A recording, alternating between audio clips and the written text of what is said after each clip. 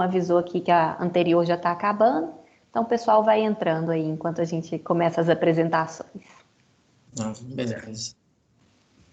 Gravando, Laura? Gravando. Tudo correto.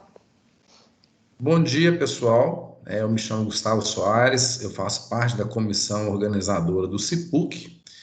A professora Laura estava falando anteriormente, a nossa coordenadora, o professor Léo, também agradeço a presença dele, também faz parte da comissão. E nós temos o prazer de trazer para vocês aqui Guilherme Barbosa, um jovem talentoso, doutor em engenharia aeronáutica e mecânica pelo ITA. Então, a graduação dele também foi na área de controle e automação pela UFOP, em 2015. Então, e hoje ele é pesquisador no projeto de estudos avançados em física do voo, financiado pelo FINEP e Embraer. Tem experiência no desenvolvimento de softwares embarcados, utilizando plataformas de baixo custo. Projeto de leis de controle para aeronaves flexíveis, suas simulações e implementações em aplicações práticas. Experiência em programação web, com software desenvolvido em aplicações online. Então, atualmente ele está morando em Belo Horizonte, muito recentemente, né? E atua no desenvolvimento de leis de controle para aeronaves flexíveis, como ele vai falar hoje para nós. O Guilherme, ele vai apresentar o título da palestra. Nós já temos um número aproximadamente de 100 pessoas, Guilherme, prestigiando, né? Então, bacana. É com você, tá? Seja bem-vindo à PUC. O dia que voltar aos tempos presenciais, eu mesmo te apresento a nossa instituição. Um grande abraço. Boa palestra, tá? Eu vou me mutar e vou tirar o vídeo, mas eu estou com você o tempo todo. Um grande abraço. Tá bom. Primeiro, obrigado a todos aí que compareceram. Espero que vocês gostem da palestra aqui. E como o Gustavo já deu um breve review da minha formação, eu formei em engenharia de controle e automação e fui fazer o doutorado na área de engenharia aeronáutica. Então, tendo em vista essa experiência pessoal minha, quero fazer essa palestra focado na multidisciplinaridade que é aplicada na engenharia aeronáutica e chamar um pouquinho a atenção para novos conceitos que vêm sendo estudados, né, nessa área. Então, vamos lá. Primeiro aqui uma breve, só a estrutura da apresentação. Vou começar por alguns novos conceitos que têm aparecido, estão sendo estudados aí em torno do mundo. Mas o foco principal vai ser realmente a multidisciplinaridade, e usando, para não ficar assim muito abstrato, o exemplo do projeto que eu participei no ITA, que já tem até um spoilerzinho aqui do aviãozinho aqui do lado, que é o ITA X-Rail, que aí eu vou explicar melhor sobre ele quando chegar na hora, e vou reservar um tempinho no final para a gente poder fazer perguntas, para vocês poderem fazer perguntas e tirarem as dúvidas. Bom, vamos começar então com novos conceitos. Puxei aqui primeiro, já um que muita gente deve ter visto, que saiu bastante na mídia, que foi uma parceria da Embraer com a Uber, para criar um protótipo do que eles chamam de Uber Air, que seria para fazer como se fosse um Uber, só que pelo ar, né? Então, a Uber também ela tem parceria com outras empresas, não é somente o da Embraer, mas eu coloquei aqui destacado porque, recentemente, eles fizeram o primeiro voo virtual, ou seja, o voo em simulador, que aí eu deixei aqui um gifzinho mostrando os passo a passo, que aí tudo é coordenado por um modelo matemático do avião que eles estão projetando. É um dos primeiros passos do projeto, né? Aqui ainda com um projeto da Embraer, que é um protótipo para estudar a propulsão elétrica. Esse avião aqui, na verdade, é um avião deles de agrícola, que eles adaptaram e colocaram um motor 100% elétrico, que é desenvolvido pela WEG, que é a parceira nesse projeto. E a ideia desse conceito aqui é estudar os efeitos da aplicação de motores elétricos na aviação em geral. Então, assim, isso aqui não é para ser um produto final, é só para estudar mesmo essa relação, que tem uma relação de questão de peso, performance, entre outros. Então, esse aqui foi um primeiro modelo que eles estão testando para avançar a pesquisa nessa área, né? Que ainda é algo muito novo. Então, eles partiram de uma plataforma que eles já conhecem, aplicando um motor da parceira deles. E agora, já passando para umas ideias mais conceituais, essas aqui são da Airbus, que eles estão, na verdade, aqui eu coloquei a imagem de 2, mas na verdade são 3 dessa classe H2 Energy aqui, que eles estão com uma série de conceitos para aviação em que não tem emissão de poluentes. Essa categoria aqui é uma que é baseado em propulsão por o combustível seria hidrogênio.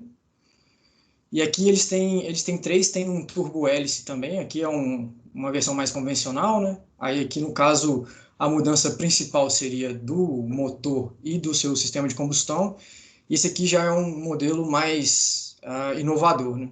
No estilo de uma asa voadora, com os motores aqui sobre a fuselagem. A ideia da Airbus é que até 2035 eles consigam entregar aeronaves que não emitam poluentes mais. E também que sejam mais eficientes, né, energeticamente falando. Essa, na verdade, é uma ambição de quase todas as empresas atualmente têm atuado em alguma medida nessa frente. Esse aqui também eu acho que chegou a sair na mídia brasileira recentemente.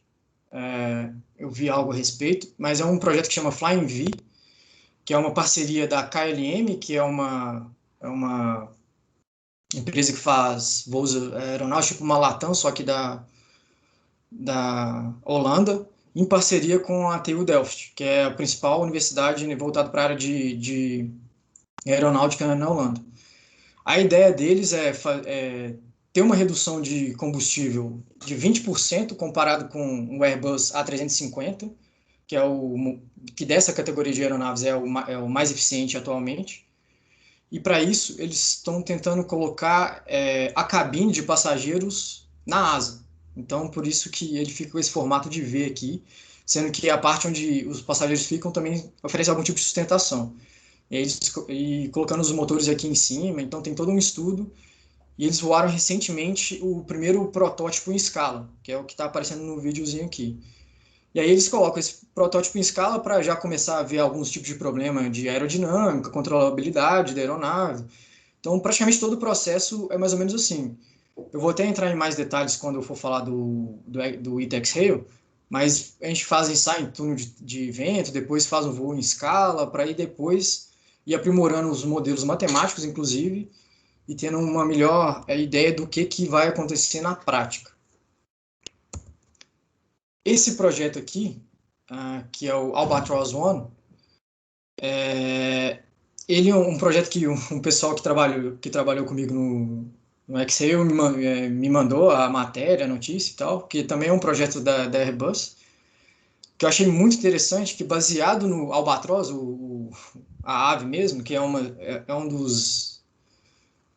das aves que tem maior envergadura de asa e tem maior eficiência no voo, eles estão testando essa ponta da asa aqui com uma dobradiça semi-aeroelástica. E com isso, a ideia é que a aeronave meio que surfe através de rajadas e turbulências. E com isso, a turbulência e rajada gera menos esforço na estrutura da aeronave. Por isso, você consegue reduzir o peso, porque você não precisa de uma estrutura tão robusta, uma vez que as cargas aerodinâmicas aplicadas na asa vão ser menores. Então, eles já construíram um protótipo, estão testando, e a ideia deles é que isso cause também uma redução no peso da aeronave e, em consequência, uma redução na quantidade de combustível que você precisa, de energia para poder voar, né? Esse projeto que eu achei bem interessante. Aqui desses conceitos mais novos, por último, eu vou colocar aqui as aeronaves do tipo Rail, que vem da sigla em inglês, que é High Altitude and Long Endurance, ou seja, altas altitudes e longos períodos de tempo. A Airbus aqui, eu não coloquei o avião deles para não ficar muito repetitivo falando só da Airbus, mas eles também têm um projeto nessa área, que é o Zephyr, que na verdade era um projeto à parte que eles compraram, mas eles compraram e estão desenvolvendo agora. Mas eu deixei alguns exemplos aqui. O Aquila, do Facebook, que eles chegaram a fazer alguns voos em 2016, salvo engano. Atualmente não sei a que pé anda esse projeto, tem um tempo que eu não vejo nada a respeito, mas a ideia desse tipo de aeronave Hale é para que elas funcionem como uma espécie de satélite de baixa órbita. Mas aí, ou seja, eles voariam aí no caso de 60 mil pés para cima, para não ficar na área de aviação comercial, né? E voariam por longos períodos de tempo. Então, eles precisam de ter uma envergadura muito grande para funcionar com motores elétricos e poderem ser alimentados por energia solar. Então, isso aí implica de uma série de problemas no projeto, que foi bem evidenciado pelo primeiro dessa classe, que foi o Helios aqui, que foi projetado pela NASA e voou no começo desse século, 2000, 2001. Mas aí em 2003, só comentando aqui melhor, esse projeto aqui, ele era esse avião que foi feito para fazer estudos atmosféricos. Mas aí em 2003, em um dos voos, ele acabou passando por uma falha catastrófica durante o voo. E dessa falha catastrófica, a NASA soltou um reporte recomendando aos pesquisadores da área que investigassem melhor as correlações, não, como que a estrutura e a dinâmica de voo interagem entre si. O que aconteceu é que ele, com uma carga aerodinâmica muito alta, ele acabou meio que quebrando no meio e despedaçando no ar. Se vocês pesquisarem na internet, vocês acham até imagens dele quebrando e tal, é um pouco interessante. Aqui no canto tem o X-56A, que é um avião da Lockheed Martin, encomendado pela NASA, que é para fazer testes também de asas voadoras, também mais ou menos nesse sentido. Isso aqui é uma plataforma de testes mesmo. Mas aqui, voltando mais para a área comercial, assim, que a gente está mais acostumado, aqui nós temos dois aviões, aqui em cima é o Boeing 767-400 e embaixo o Boeing 787 Dreamliner. E aqui eu vou chamar a atenção para duas diferenças. Assim. Eles parecem bem iguais, mas a envergadura do Dreamliner é maior e a gente pode ver aqui, nessa foto bem bonita, inclusive aqui embaixo, como que a asa fica, vamos dizer assim, tensionada durante o voo, o que acontece num grau muito menor aqui com o 767. E a envergadura maior, maior flexibilidade e menor peso acabou, entre esses dois projetos, acabou gerando uma economia de 20% de combustível. E como um dos maiores custos da aviação comercial é combustível, isso aqui é muito significativo. Mas vamos entender o porquê dessa economia de combustível. Para a gente ter um menor consumo de combustível, a gente precisa de uma maior eficiência energética. E para fazer isso num avião, a gente tem basicamente, além de otimizar os motores, né, obviamente, mas na questão da estrutura da mecânica do voo, a gente tem dois caminhos, que é aumentar o alongamento, ou seja, asas maiores, por isso o 787 tinha 9 metros a mais de asa do que o 767, e melhorar a relação resistência-peso, ou seja, usar materiais mais leves, mas que garantem uma mesma resistência. E esses dois caminhos aqui resultam num mesmo problema, vamos dizer assim, que é aumentar a flexibilidade da estrutura do avião. Aqui é o 767, que aí aqui a gente tem até a composição dele, que ele é feito 50% de materiais compostos, por isso que ele tem a estrutura mais leve, mais flexível que o 767 e conseguiu uma economia tão grande de combustível. Mas aí o aumento dessa flexibilidade aqui começa a gerar alguns problemas, que é discutido também pelo Schmidt no seu livro de 2012, que chama... na verdade, o nome do livro é exatamente aqui, Modern Flight Dynamics, Dinâmica do Voo Moderno. E que ele evidencia que existia, quer dizer, ainda existe um pouco uma lacuna na mecânica do voo que não trata essas áreas aqui de forma integrada. Normalmente o aerodinamicista faz a parte dele, quem vai fazer os cálculos estruturais faz os cálculos, quem vai fazer a parte da dinâmica de voo de corpo rígido faz os cálculos, e quem vai fazer o sistema de controle pega esse modelo, aplica algum tipo de filtro e cada um não interage muito com o outro. Então, ele destaca a importância de fazer todo o projeto de forma conectada. Por exemplo, com maior flexibilidade, você começa a ter modos estruturais com frequência muito próximo dos modos de corpo rígido, então um acaba influenciando no outro, e aí na hora de fazer o controle, se você vai atacar um modo de corpo rígido, você acaba afetando um modo estrutural que pode deteriorar a sua resposta no tempo, e a aerodinâmica também é muito influencia muito a estrutura e é muito influenciada pela estrutura também. Então, a gente tem que fazer uma abordagem que trate esses 4 temas conectados. Então, eu vou falar mais sobre a multidisciplinaridade voltado para isso, focando na flexibilidade, que foi assim, o tema que eu estudei no meu doutorado e que eu participei do projeto. Então, agora indo para o foco dessa palestra, que é a multidisciplinaridade, aqui, eu já deixei até a foto aqui do X-Rail, mas aí nesse projeto, que eu vou explicar melhor, a gente tinha uma série de pesquisas que, se você for ver, não são nem tão ligadas, né? Mas tudo aplicado a essa plataforma aqui, que é esse protótipo. Aqui eu até deixei uma foto da equipe. Mas aí, por exemplo, a gente tinha pesquisa em materiais inteligentes. Aí a gente tinha que nem está na foto, mas a gente tinha um estudante lá de doutorado, que ainda está no curso, está terminando, estudando liga de memória de forma para alterar os modos estruturais da aeronave.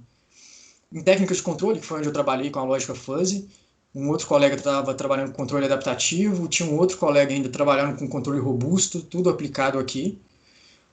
Técnicas de modelagem, aqui eu nem listei porque aqui tem vários temas, que é fazer modelagem considerando os modos elásticos, as técnicas de modelagem, tem várias para modelar esse tipo de problema, aerodinâmica, qual tipo de modelo você vai usar, se vai ser teoria das faixas, ou se vai precisar de um modelo mais completo. Então, tem vários estudos aqui, geraram alguns artigos interessantes já.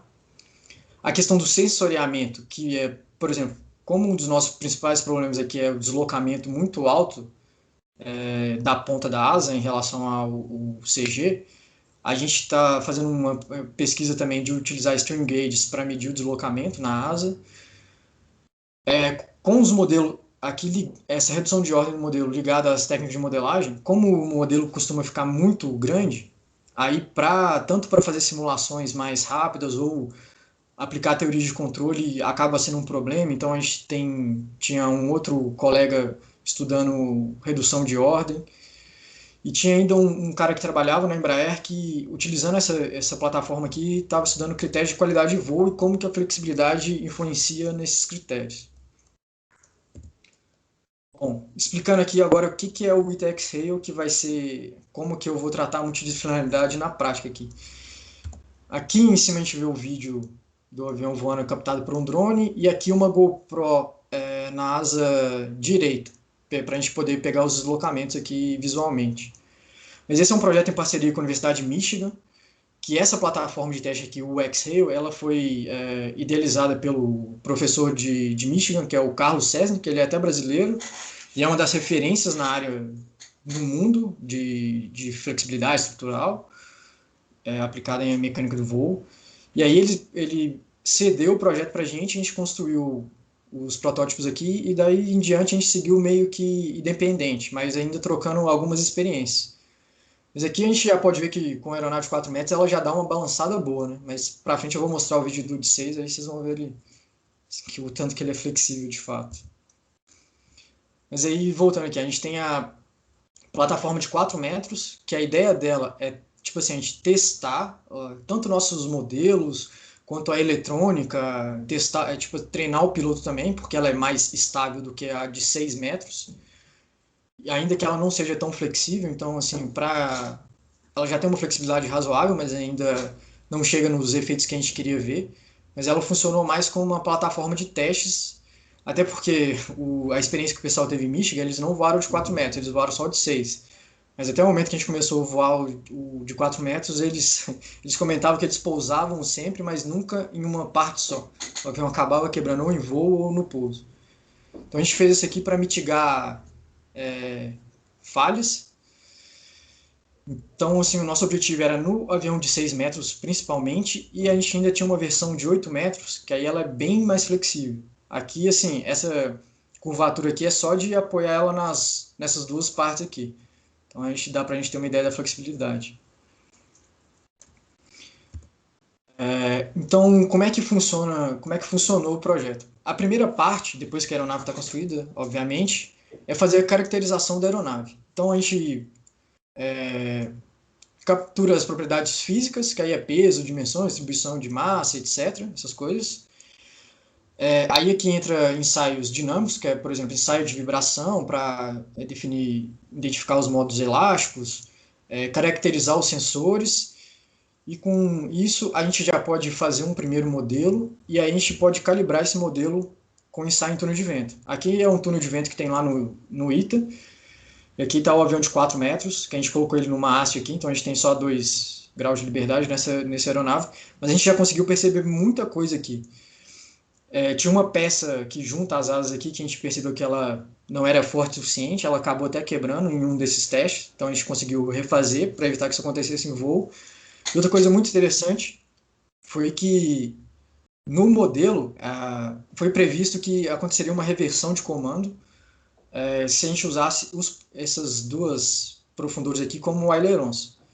E isso foi verificado na prática no ensaio em túnel de vento. Mas só explicando aqui bem rapidinho o que é a reversão de comando, não sei se todo mundo sabe, é que quando você tem isso é bastante associado à flexibilidade, acontece o seguinte, quando você comanda, por exemplo, o aileron a picar, ele torce tanto a asa que a resultante das forças acaba gerando um efeito de cabra. Aqui no caso ele está comandando a picar mesmo, né? Aí ele acaba gerando um efeito de cabrar na asa, pela torção da asa. Então isso aqui é bastante associado com flexibilidade. E a gente conseguiu comprovar que o modelo previa no ensaio em túnel de vento. E deu para dar uma calibrada também já no modelo. Com todos esses testes feitos, a gente partiu aqui para o primeiro voo dele, de fato, que ocorreu em julho de 2017. E aí,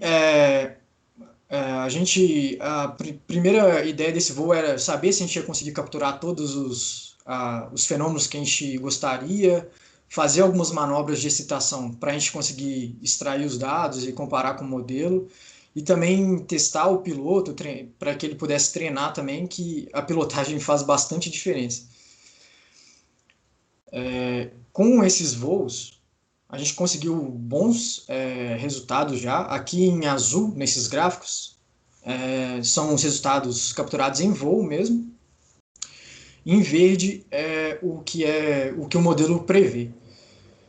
Essa manobra aqui foi em 3-2-1-1 de profundor, ou seja, a gente excita basicamente os modos longitudinais, então a gente está conseguindo pegar a resposta aqui na taxa de arfagem e no fator de carga. Aqui é a taxa de arfagem, aqui é taxa de rolamento e taxa de guinada. A taxa de rolamento e taxa de guinada a gente não tem uma correlação tão boa assim, mas o modo que a gente está excitando aqui estava bem razoável. Aqui também no fator de carga central, bastante razoável, e aqui o fator de carga nas pontas de asa. Aqui a gente tem um sinal um pouco ruidoso devido à vibração dos motores, mas ainda assim a gente consegue ver que ele pega uma tendência aqui da manobra. Mas aí com esses resultados a gente conseguiu aprimorar o modelo e ganhar confiança suficiente para um dos objetivos, que era projetar uma lei de controle para que a gente voasse a aeronave 6 metros já com essa lei de controle implementada, para auxiliar o piloto e a gente mitigar o risco de que o avião caísse ou desse algum problema. Então, aqui a matemática, estou brincando, gente, não vou entrar na matemática do controle não vem ao caso, mas só deixei esse slide aqui, que eu acho interessante, te lembrar que se a gente quiser trabalhar mais assim, no limiar, no estado da arte, não tem para onde correr não, vai ter uma matemática forte. Mas aí, com o projeto do controlador, que no final foi um yaw damper e um roll damper, ou seja, ele vai amortecer os modos de guinada e rolagem, a gente fez os testes E aqui em cima a gente vai ver a resposta tanto em vídeo quanto no gráfico aqui para taxa de rolagem e taxa de guinada para malha aberta, ou seja, sem o controlador aplicado. E embaixo a gente vai ver com o controlador aplicado.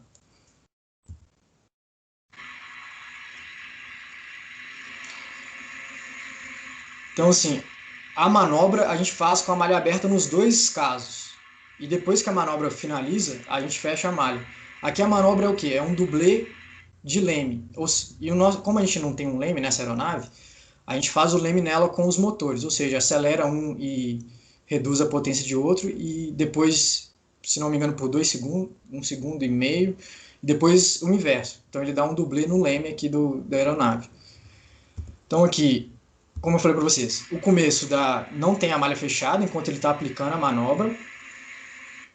E nesse momento a malha é fechada. E aí vocês podem ver a diferença assim, muito visível da atenuação do movimento que ocorre aqui no vídeo de baixo. E nos gráficos também, né? Aqui a gente vê nos gráficos que a resposta é bem parecida até esse instante. E agora ela é bastante atenuada. Aqui a aeronave continua engorrando depois da... Como, assim, é porque a gente excita os modos de Dutch Roll, essas coisas, então ela realmente vai continuar engorrando. Aqui a gente consegue atenuar esses modos. Aqui está a visão da trajetória da aeronave nesses dois casos. Aqui a gente tem a trajetória em malha aberta, que aí que a gente realiza a manobra e a gente vê que ela continua numa condição de curva aqui depois. Aqui, depois de aplicado o controle, ele faz a curva aqui durante a manobra, mas depois ele segue em uma linha reta. Ou seja, o nosso controlador está conseguindo zerar o nosso rolamento e a nossa guinada. Então ele consegue manter o avião em voo reto, né? Nivelado não, porque a gente preferiu não utilizar um controlador no canal longitudinal, porque a principal tarefa desse controlador era auxiliar o piloto no pouso. Então, a gente não quis usar o longitudinal porque ele poderia atrapalhar o piloto, dar uma embicada na aeronave que poderia causar algum tipo de acidente. Com todas essas lições aprendidas com o de 4 metros, a gente refinou o modelo, ganhou uma confiança razoável e a gente testou se a nossa técnica de controle funcionaria bem. A gente partiu para o voo de 6 metros, que, como eu já comentei para vocês, o pessoal de Michigan custou pousar um avião inteiro, então a gente estava bastante apreensivo. Mas aí, com todo esse aprendizado, a gente conseguiu realizar o voo assim, de maneira bastante satisfatória. Esse vídeo aqui é até um vídeo que tem até no YouTube, que é de divulgação do projeto. Peguei até com as legendas mesmo, que dá uma ideia do que está acontecendo. Mas, e aí, esse aqui agora a gente já pode ver que a flexibilidade dele é bem maior, principalmente o carregamento na hora da decolagem. Eu vou mostrar um pouquinho mais em detalhes, mas aqui eu vou poder chamar a atenção para outras coisas. A multidisciplinaridade nesse cara aqui. Primeiro, modelo aqui. A gente tem um modelo, a gente consegue fazer simulações, então todas as manobras que a gente vai fazer em voo, a gente testa primeiro no modelo para ter confiança, para ter certeza que não vai exceder nenhum requisito estrutural da aeronave. Então, a questão dos modelos, a gente teve muito trabalho e muitos resultados positivos. A gente colocava assim um vídeo do lado do outro, era muito parecido. A eletrônica da aeronave para capturar todos os sinais, aí teve um trabalho grande e o mesmo cara que mexia com a redução de modelo, ele era formado em engenharia elétrica e aí ele ajudou muito na questão de fazer todo o sensoriamento, filtros, entre outros. Aqui a gente estava fazendo uma manobra de sweep de aileron, vou mostrar mais detalhes. Aqui o nosso sistema de telemetria que a gente tinha na base para acompanhar as manobras durante o voo, saber se estava acontecendo tudo corretamente, se não tinha nada estranho. Aqui em cima a gente tinha o aileron, aqui é o sweep, que foi mostrado no vídeo. Aqui a gente tem os strain gauges, capturando os deslocamentos da aeronave. E aqui o pouso com sucesso. Então, assim, a gente teve muitas áreas e até cada um trabalhando em mais de uma frente. Eu, por exemplo, fiz o sistema embarcado aqui, programei a aquisição e controle das coisas, além de ter projetado a lei de controle. Esse colega do redução de ordem, ele fez todos os filtros dos sensores, a questão de cabeamento, interferência de sinal. Então, a gente precisava de praticamente um especialista em elétrica. A gente tinha um senhorzinho, que é o Schubert, que tem mais de 80 anos, trabalhou na Embraer a vida inteira, mas também participava do projeto, que aí a ideia dele foi esses vins verticais aqui, para melhorar um pouco a estabilidade lateral-direcional aqui, que realmente ajudou bastante. O Antônio, que trabalhava no modelo, que gerou aquelas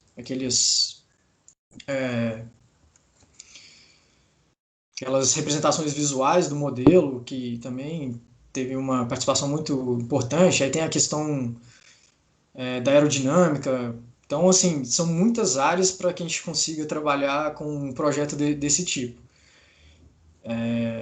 E, assim, até parece ser uma plataforma meio boba e tal, mas esse tipo de estudo aqui foi financiado pela Embraer, porque eles querem saber até onde os modelos que eles usam vão com a questão da flexibilidade, até quantos por cento de deslocamento de ponta de asa os modelos deles continuam válidos.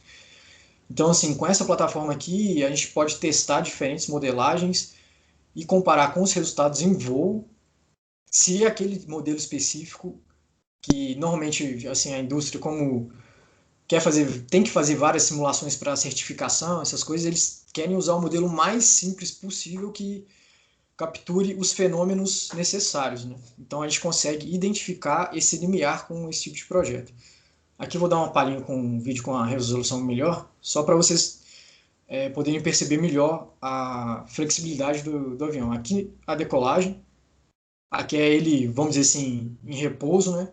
Assim que a carga aerodinâmica começar a influenciar as asas, vocês vão ver que aqui sobe bastante. Então isso é resultado da flexibilidade. Olha onde foi parar.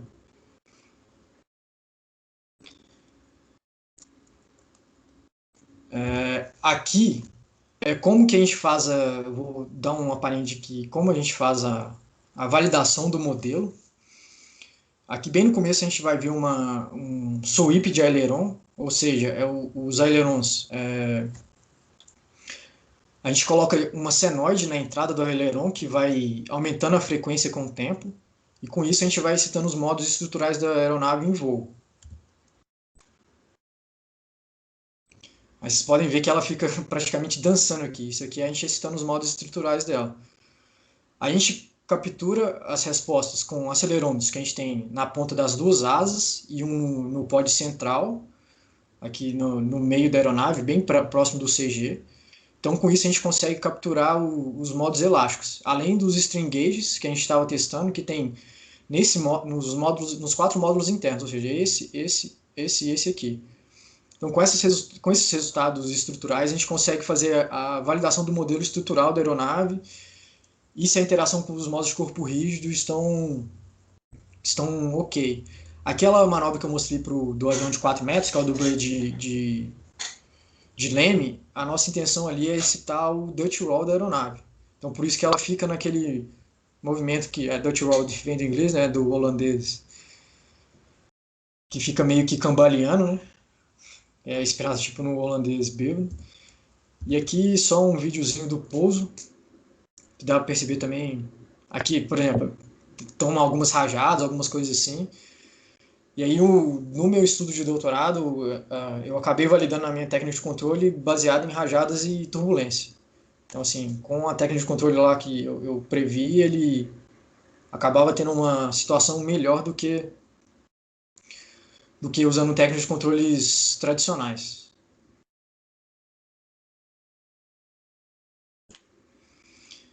E o pouso, assim, parece, na hora que a gente vê o vídeo, assim, da GoPro, parece ser meio bruto, mas foi um pouso bem suave. Principalmente tendo em vista que o natural seria que ela nem pousasse em uma parte só. Bom, é bom nunca esquecer, né, quem nos apoiou na pesquisa, que teve participação da FINEP e da Embraer. Eles financiaram essa pesquisa.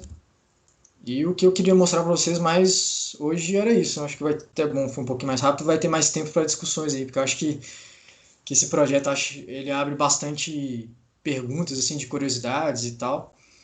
Mas aí espero ter conseguido ressaltar assim a importância de que a gente tenha uma equipe multidisciplinar para trabalhar em projetos de alta complexidade, né? Então todo tipo de know-how é importante. Na nossa equipe a gente tinha gente que vinha de engenharia de controle de automação, mecatrônica, elétrica, aeronáutica, civil. Então, assim, todos os conhecimentos se juntaram para que a gente tivesse êxito no projeto. Bom, e agradeço aí a atenção de vocês e aí estou aberto a questionamentos. Oi, Guilherme. Quem agradece somos nós, certo? E eu particularmente adorei a sua palavra, né? Aprendi um pouco sobre a estabilidade, sobre essa proporção que tem que ser feita. Gustavo, seu áudio está espelhando. Por que será, hein? Ô, Você está com Laura, o microfone do computador ou com fixo? deixa eu verificar aqui, é do computador mesmo. Então deve ter sido o áudio do computador que está rebatendo no microfone. Eu vou deixar para a Laura falar então por mim, tá? Pronto. Mas agora melhorou, Gustavo. Agora melhorou. Agora consertou. Tá ótimo. Mas eu não fiz nada. Acontece. Eu não fiz nada. Então, ô Guilherme, me matou uma série de curiosidades a respeito de aviação, né? Eu vou abrir o espaço para o pessoal perguntar, né? Eu mesmo tenho minhas próprias perguntas, mas agora, como que a gente faz, Isabela? Você coletou algumas. A gente abre o microfone? Como que é? Até Levanta a mão, agora Laura. não surgiu nenhuma pergunta. Galera, se Só uma tiverem coisa perguntas, que eu pode esqueci. perguntar. Só uma coisa que eu esqueci de comentar aqui, deixei aqui linkado no final. Esse aqui é o site do Laboratório de Novos Conceitos Aeronáuticos, em que o X-Ray é um dos projetos, existem outros projetos lá em estruturas, compósitos e aerodinâmica. E deixei meu e-mail aqui também, caso alguém tenha alguma dúvida, alguma coisa assim posterior à palestra, pode me enviar também, sem problemas. O Leandro está perguntando aqui, em qual fase de um projeto dessa magnitude, por exemplo, um engenheiro químico participaria? Um engenheiro químico? Olha, como a aeronave é feita de material compósito, tipo, então a espuma que é utilizada nele é toda especial, a gente tem que fazer.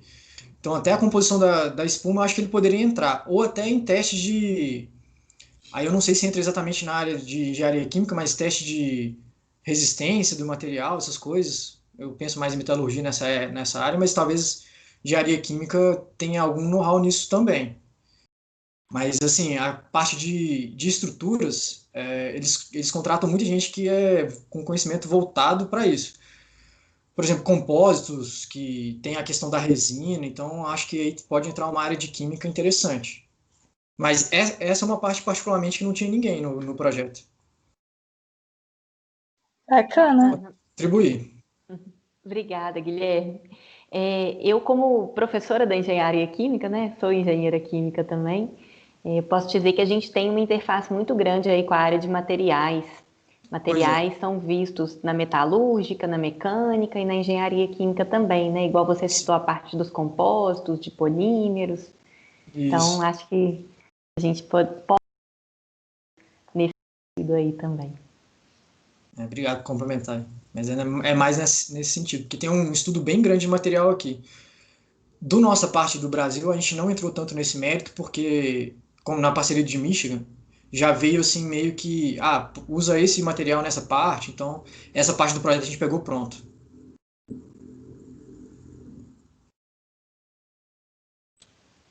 Mais alguém? A gente teve uma outra pergunta aqui também, o Adriano perguntou sobre os engenheiros de telecomunicação, se eles também poderiam participar.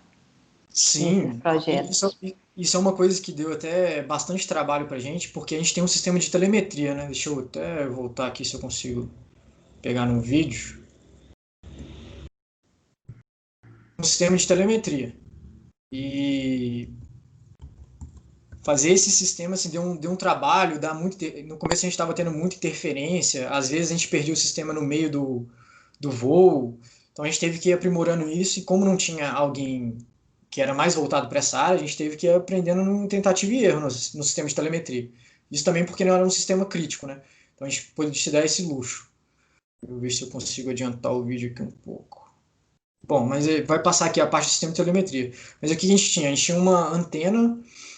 Aqui na cauda do avião tem uma antena e ele fica transmitindo todos os dados que a gente captura, que a gente salva, em tempo real para a estação em solo, para a gente poder acompanhar e ter um backup também. Caso aconteça algum problema, a gente tem um backup dos dados. Então, nessa área seria bastante interessante. Tem muita questão nessa de telecomunicações. Principalmente na área de defesa, telecomunicações é o diferencial das aeronaves hoje. Tem uma pergunta muito boa aqui do Roberto. É, na definição dos materiais compósitos utilizados nos protótipos, existe a participação de empresas especializadas na fabricação dos materiais? Existe nesse desenvolvimento estudo de compósitos para uso comercial? Uhum. Existe estudo de compósito comercial, não foi o foco desse projeto em si, mas no laboratório de novos conceitos de engenharia aeronáutica tem estudo sim de compósito, eles fazem até de microsteering, que é tipo fazer o desenho das fibras, qual que é a angulação das fibras correta, tem muitos estudos nessa parte de compósito. É uma área que está muito quente no mercado atualmente, mas esse projeto aqui em específico, como a gente pegou essa parte da estrutura pronta, a gente já tinha qual era a espuma que a gente ia usar na asa, qual era a fibra que a gente ia usar em volta dela. Aqui os pods eram de fibra de carbono, então a gente passou as especificações para uma empresa e ela fabricou o avião para a gente. Mas essa parte de composto na engenharia aeronáutica está assim, muito forte. Tem até um dos exemplos que eu trouxe que já está voando, que é o 787, que 50% dele é material composto, né?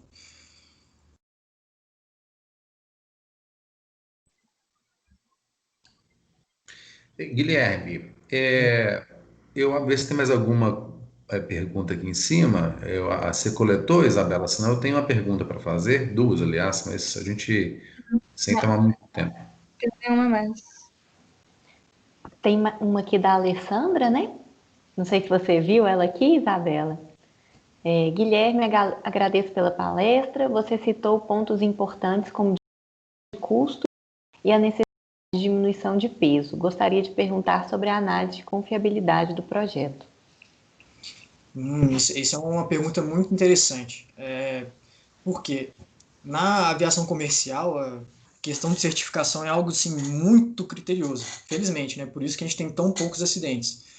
Então é por isso que, às vezes, por exemplo, a área militar ou a área de pesquisa mesmo, com aviões não tripulados, vão ter tecnologias muito antes da aviação comercial. Então, assim, é feito um estudo muito criterioso quando vai se aplicar esse tipo de coisa na aviação comercial. Por exemplo, o Boeing 787, eu não sei detalhes da certificação dele, mas eu acredito que o processo dele tenha sido muito mais custoso para o desenvolvimento do que o de uma aeronave, vamos dizer assim, padrão, né, que é baseada mais em alumínio, essas coisas que já são mais conhecidas pela aviação aeronáutica. Mas, por exemplo, os estudos de flexibilidade não é algo tão recente assim. Isso já é visto, na verdade, o primeiro efeito que foi capturado de flexibilidade foi pelos irmãos Wright, quando eles estavam testando uma hélice nova lá. Eles já viram que a hélice torcia pela flexibilidade e isso influenciava nas propriedades aerodinâmicas dela. Mas aviões militares já trabalham com esse tipo de coisa há mais tempo. Eles já permitem, assim, tem critérios menos rígidos, né, vamos dizer assim. Mas isso é um ponto bem interessante que por isso que algumas técnicas novas que são bastante promissoras não chegam tão rápido no mercado.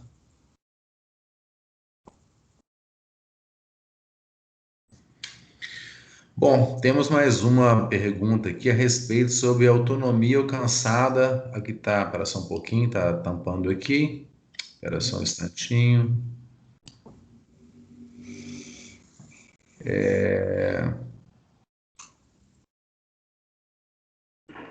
João, são muitas perguntas. O chat está longo aqui. Alguém viu sua pergunta sobre Você autonomia? quer que eu ajudo aqui? Sim. Mas a Aí, autonomia, eu já posso comentar.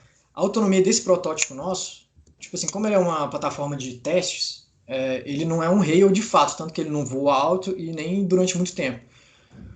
A autonomia dele aqui chegava a 12 minutos, algo nesse tipo. Né? É uma autonomia razoavelmente baixa.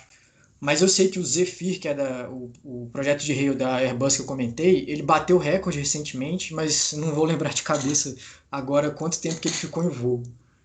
Mas acho que foram dias, agora eu não lembro de cabeça. Ô, Guilherme, alguma motivação para os alunos fazerem doutorado em aeronáutica? Olha, na engenharia aeronáutica, assim, até sendo um pouco chato com as outras, é uma das engenharias em que mais vale a pena, porque além da academia, né, que é óbvio, que sempre vai valorizar quem tem doutorado, a indústria da engenharia aeronáutica também valoriza muito a especialização. Por exemplo, a Embraer tem até um programa deles que é PE, né, que chama, que é Programa de Especialização em Engenharia, que para você começar a trabalhar, eles pagam para você fazer o mestrado. Então você é selecionado lá e você faz um mestrado dentro da Embraer e do ITA, porque os professores são do ITA. Então, assim, o mercado de engenharia aeronáutica valoriza muito a questão de especialização. Outras engenharias, não tanto, mas engenharia aeronáutica, você tem um doutorado, vai ser um bom diferencial. Bom, nós estamos. Agora o pessoal resolveu perguntar, tá cheio de pergunta aqui. Vamos ver se a gente consegue falar sobre a estruturação dos compósitos variam de acordo com a aeronave barra fabricante, por exemplo? Olha, sim, os compostos, tipo assim, como você pode ter uma gama muito grande de combinações, né? Cada projeto vai ter a sua combinação, mas de compostos assim eu não sei afirmar tão fortemente, mas existe pesquisa assim de até você fazer especificamente para aliviar algum tipo de carga aerodinâmica na sua aeronave, você faz um traçado da malha do compósito, das fibras, né, diferente. Então, até na mesma asa, você pode ter diferentes materiais e composições, dependendo da região da asa, do esforço que ela vai sofrer. Então, o estudo nessa parte de compósitos tinha um laboratório inteiro lá só dedicado a isso, com uns 15 estudantes de doutorado, mais ou menos. Nossa, Muita é, gente. eu não sei, Laura, até quando a gente vai levando aqui, porque tem as perguntas começaram a pipocar aqui, sabe? A Então, galera chegou aqui começou a vir muita pergunta. olha, vamos desenvolver mais um pouco, Guilherme. Você tem um pouquinho mais uns 10 minutos de disponibilidade, pelo menos? Tem, sim, pode mandar as perguntas. Então, aqui, eu vou pegando aqui, ó. E sobre o controle de previsão de correção de um efeito flutter? Eu não sei o que que é efeito flutter. Flutter Flutter é um fenômeno bem interessante, assim, que o primeiro que viram foi numa ponte, inclusive. Mas, previsão de Flutter, a gente, por exemplo, um dos colegas nossos trabalha com um material inteligente também, que é peso elétrico, não sei se você sabe o que é, mas peso elétrico ele consegue mudar a rigidez da asa, de acordo com a tensão que aplica, e ele atuava, né, nisso justamente para aumentar a velocidade de flutter, né? Porque pelo modelo a gente consegue prever a velocidade de flutter, e aí ele atuava de forma que, com o controlador dele ativo, a gente conseguia postergar essa velocidade de flutter. Ou seja, você consegue ter uma asa mais leve para voar na mesma velocidade, com o controle ativo. Então, existe sim muitos trabalhos nessa área de controle para não para previsão de Flutter, porque o Flutter a gente consegue prever pelo modelo matemático, né? Mas para a gente atuar em cima e postergar a velocidade de Flutter. Ok. Tá falando que em relação à quantidade de motores empregados no projeto, Uhum. é, a ressonância aeroelástica, o flutter, possui risco de ocorrer? Com o motor não, porque os modos elásticos que a gente teria algum tipo de problema estariam em frequências muito abaixo da rotação do motor. Mas existe uma interferência existe uma excitação pelo motor na estrutura, tanto que isso foi um dos problemas para a gente capturar os fatores de carga nas pontas das asas, porque o motor vibrando gerava acelerações de muita alta frequência na ponta da asa. Isso, quando a gente capturava com um sensor que capturava 40 Hz, ele acabava espelhando essas frequências e dando muita interferência.